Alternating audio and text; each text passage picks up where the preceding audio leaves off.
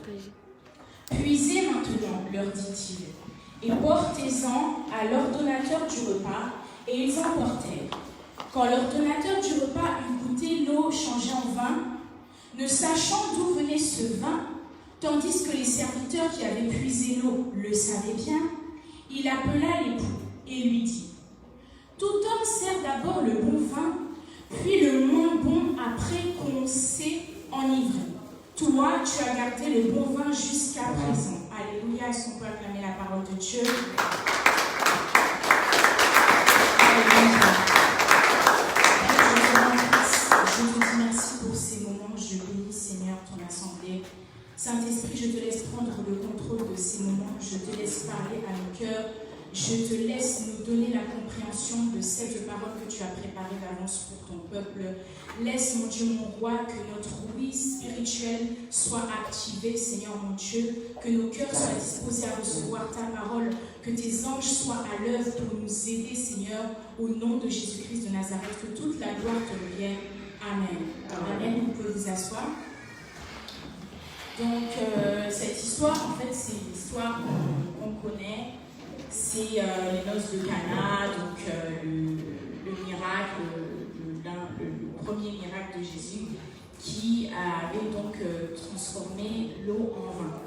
Donc, pour résumer un petit peu, donc, à ce moment-là, Jésus avait commencé à rencontrer certains disciples et puis donc il était convié avec ses disciples à un mariage, à des noces.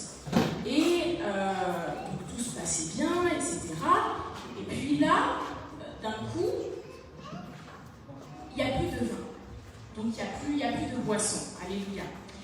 Et donc la mère de Jésus va lui dire, voilà, on n'a plus de vin, etc., etc. Et donc le Seigneur va demander à ce qu'on prenne des vases qui étaient là et qui avaient servi, en fait, parce que c'était des vases qui servaient à la purification, de prendre ces vases-là et de prendre l'eau qui avait servi pour nettoyer les pieds et les mains, l'eau de purification, etc., de remplir ces vases de cette eau-là, cette eau usée, et ensuite d'aller servir cette eau-là. Donc en fait, de base, quand les serviteurs ont pris l'eau, c'était toujours de l'eau.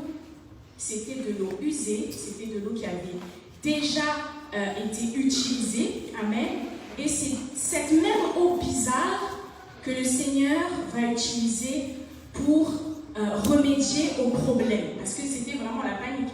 Je pense que vous imaginez un peu la scène, on est en plein milieu de la fête, c'est pas encore terminé, il y a du monde, et là, il n'y a plus de jus. Il n'y a plus de jus. Donc, c'était une question d'honneur aussi, parce que les invités s'attendaient à une certaine prestation, mais il fallait aussi préserver l'honneur, la dignité de l'organisateur du mariage et des mariés. Amen. Et en fait, cette histoire, c'est vrai que ça relate le premier miracle de Jésus. Voilà, c'est quelque chose d'extraordinaire. Mais quand on essaye d'aller un peu plus en profondeur, on se rend compte que c'est prophétique en fait. C'est-à-dire qu'une eau qui avait déjà été utilisée, une eau qui était souillée, parce qu'en fait, les gens se lavaient les mains avec, etc. C'est cette eau-là qui a sauvé l'honneur des mariés. Amen. Et la Bible déclare qu'il a fallu utiliser 6 vases pour pouvoir aller servir le vin. Alléluia. Et en fait, le chiffre 6, c'est le chiffre de l'homme, parce que l'homme a été créé le 6e jour. Le chiffre 6, c'est aussi le chiffre du travail. Le chiffre 6, dans la loi de Moïse, c'était le nombre d'années durant lequel un esclave hébreu devait travailler. Amen. Le chiffre 6, c'est aussi le nombre d'années durant laquelle une terre devait être ensemencée. Donc pendant 6 ans, les agriculteurs devaient travailler cette terre et devaient récolter, etc. Donc on voit vraiment que ces 6 vases-là, ça représente le service, ça représente le serviteur. Alléluia. Ces 6 vases-là, ça vous représente vous et moi. Amen. Nous qui sommes des serviteurs, c'est le Seigneur qui est venu nous chercher, nous qui n'étions rien du tout. l'esclavage, parce que l'esclave en Israël devait travailler pendant 6 années. Alléluia. Et le Seigneur va prendre ce qui est vil, ce qui n'a pas d'utilité. Parce que personne n'aurait pu imaginer que pour remédier à ce problème, on allait prendre de l'eau sale. On aurait pu se dire, bon, on va aller courir, voir le voisin pour voir si peut-être il a du vin. On va aller voir le commerçant pour voir s'il a du vin. Le Seigneur dit non. Je vais prendre cette eau qu'on a déjà utilisée pour la purification et cette même eau, je vais l'utiliser pour combler le vide, combler le manquement. Amen. Et l'eau, nous savons que c'est l'image de la parole de Dieu. Et en réalité, dans cette histoire-là, c'est l'image d'un premier évangile qui avait été envoyé pour la purification des Juifs. Alléluia. Le premier évangile qui a été envoyé à travers les Occidentaux. Donc, on connaît tous les Européens qui sont partis, qui ont fait les conquêtes pour aller évangéliser auprès des peuples, auprès de l'Afrique, auprès de l'Amérique, etc. pour la purification. Ils annonçaient le message de purification face à des populations qui étaient païennes, qui adoraient les faux dieux. Alléluia. Donc, ce premier évangile qu'on a entendu, c'est l'évangile de purification, de sanctification. Amen. Mais nous sommes à la fin de la fête. Nous sommes au temps de la fin, où le Seigneur va susciter de l'eau sale, de l'eau bizarre, des gens qu'on ne soupçonnait pas, des personnes qui ont eu des vies compliquées, qu'il va utiliser pour aller verser du vin. Le vin, c'est quoi? Le vin, c'est le sang, c'est l'image du sang. C'est l'image de cet évangile-là, du temps de la fin, qui va être propagé, alléluia, le sang, l'image de l'œuvre de la croix, cet évangile que nous devons aller proclamer aux nations, de l'œuvre de la croix, selon lequel quelqu'un est mort pour vous, parce que l'heure vient, le temps arrive, c'est-à-dire que les invités ont soif. Et la Bible déclare que le monde attend avec un ardent désir la révélation des fils de Dieu. C'est-à-dire que le monde, c'est l'image de ces invités qui étaient assoiffés, qui avaient besoin de vin. Ils ont besoin d'entendre l'évangile. Ils ont besoin de recevoir l'amour à travers l'œuvre de la croix. Ils ont besoin d'entendre, alléluia, ce que Jésus-Christ a fait pour eux. Et voilà pourquoi le Seigneur va prendre 6 vases contenant de l'eau bizarre. Et cette eau, c'est toi et moi, mon frère, ma soeur. Peut-être que nous n'avons pas eu une vie parfaite. Peut-être que nous ne sommes pas des grands diplômés et compagnie. Mais le Seigneur ne regarde pas à notre état. Parce que ce qu'il connaît de nous, nous ne le connaissons pas. C'est lui qui nous a créés. Il sait pourquoi il va nous utiliser. En quoi, quelle est notre force. Alléluia. Nous qui étions rejetés, nous qui avions des vies bizarres, c'est nous-mêmes que le Seigneur va utiliser pour aller prêcher aux nations l'amour de Jésus-Christ. Il est arrivé ce temps-là où les nations ont besoin d'entendre un message d'amour, un message de réconfort, un message d'encouragement, pas un message de condamnation.